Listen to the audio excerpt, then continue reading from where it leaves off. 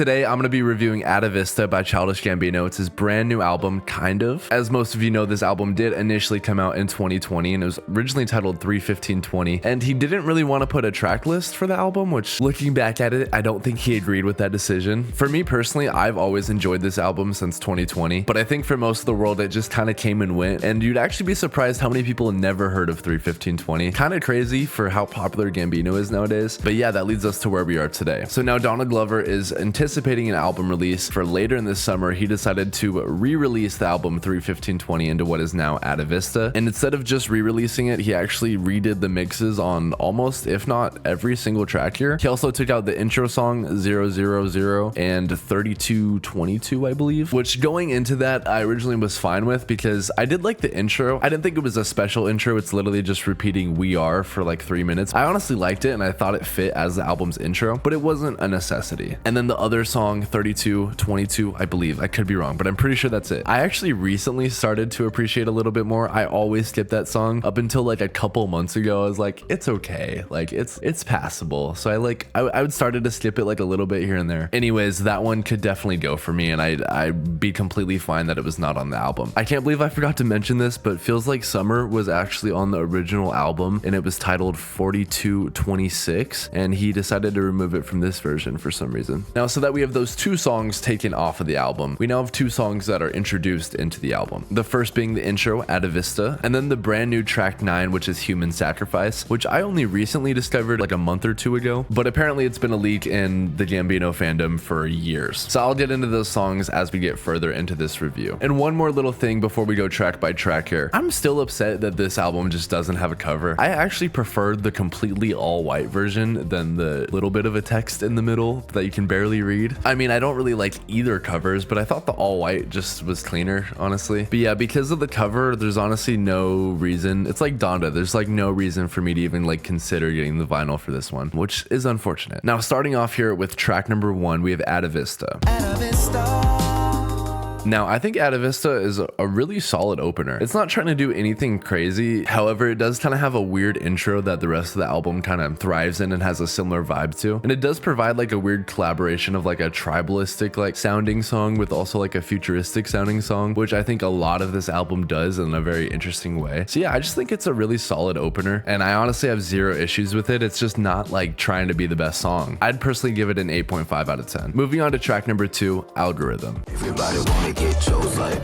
Now, I think the messaging behind this song is really interesting. Obviously, he's talking about an algorithm. In this case, it's kind of the one that humanity finds itself in, kind of the repetition of life and all that. I haven't looked into it personally a whole lot, but that's kind of what I get out of it. It's not my favorite sounding song in the world, but lyrically, I do really like to hear it. It's kind of a weird song, which makes me like it more. But then again, I'm also like not going out of my way to listen to this song a lot. And on top of that, this was one of my favorites when the album originally came out, so I've just overplayed it a lot, to be honest. I still think it's a solid 8 out of 10 song. It's really good. And now moving on to track number 3, Time. Now, Time is very interesting for me. Originally, on 3/15/20, I'd probably give this song about an 8 out of 10. I enjoyed it. I thought it was a very good song. Not one of my favorites on the album, however. The weird thing is that here, I like it significantly more. I think the mix on the original for Ariana Grande's vocals was decent, but I didn't love it. And my biggest gripe with the initial song was that Gambino is such a good singer. All of his verses and his chorus were just outshined with the auto-tune. I'm not against auto-tune. Like, Travis Scott is an artist that I really like, and I think his voice goes really well with autotune, but it also happens to be a fact that he can't sing very well. Gambino can sing very well, so I just feel like it's unneeded. Now, in this rendition of the song, there's no autotune in his verses, which are kind of shorter, to be fair, but in kind of the chorus, the hook of the song, there is still autotune, which honestly, that was the main part I didn't like in the original. However, here, now that there's a variety, it's not just autotuned to oblivion all the way through, I kind of like it now. And I've always really liked the beat of this song, and I think Ariana Grande did a good job as well. I'd give Time a 9 out of 10. Now, track number 4, Psilocybin.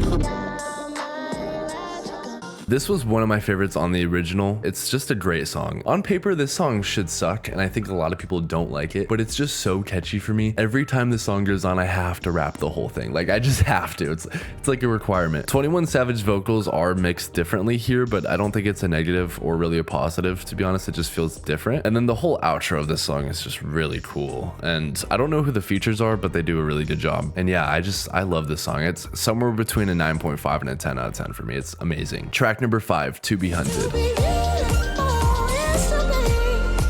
This was probably my favorite, or if not my second favorite on the initial album, and it's like that again for me here. This song is so good. I'm just very upset that he got rid of the transition from Silasaibe to Be Hunted. The transition is still good, it's just not as good as it used to be, and that's, you know, that's okay. One of the small negatives between the two albums. Yeah, I just think the song is amazing. Just kind of the same phrase as repeated all throughout. To be beautiful is to be hunted. It's just an interesting angle, and I think the song sounds amazing, so 9.5 out of 10. Number 6, Sweet Thing.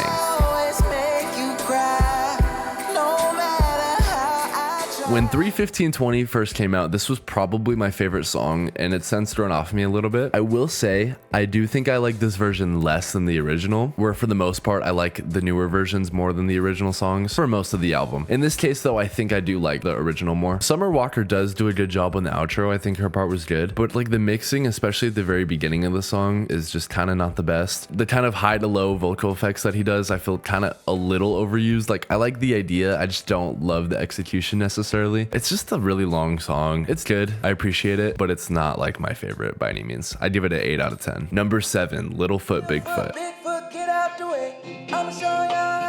Now, initially, I didn't like this song in the original album, and then it's since grown on me a lot to be one of my favorites. Originally, when I watched the music video, I was like, I don't know how I feel about this verse. It's since grown on me, and I think it could grow on me more. Initially, I was like, why would you put Young Nudie on the song? But it definitely matches the lyrical aspects of the song about like selling drugs and kind of doing anything to survive, which is kind of like Young Nudie's brand, so I understand that. Now, the original outro of the song I thought was done very well. The initial switch up between Gambino's verse and Young Nudie's verse is just like very random. It feels like kind of rushed a little bit. It just kind of happens. Like the beat just switches. There's like no build up whatsoever. So it's like kind of awkward for about 3 seconds, and then you get into it and then it's good. And then the beat switches again into a full trap beat. And this third beat is so good. It is so good. And Young Nudie does this thing on the song. It's nothing like amazing, but I think it matches the lyrical content, and I think it's good. And then the final outro of Gambino just saying Littlefoot Bigfoot, get out the way. It's just good. It's nice. It's enjoyable. This song is somewhere between an 8 and an 8.5 for me. I think it could grow though, for sure. Track 8, Why Go to the Party? Why go to the party? This is just an interlude, so I'm not gonna give it a rating. However, I do enjoy it, which is interesting to me because this was initially my least favorite song on 3:15:20. I thought it just went on for too long. It was annoying, but now I don't mind it at all. Track 9, Human Sacrifice.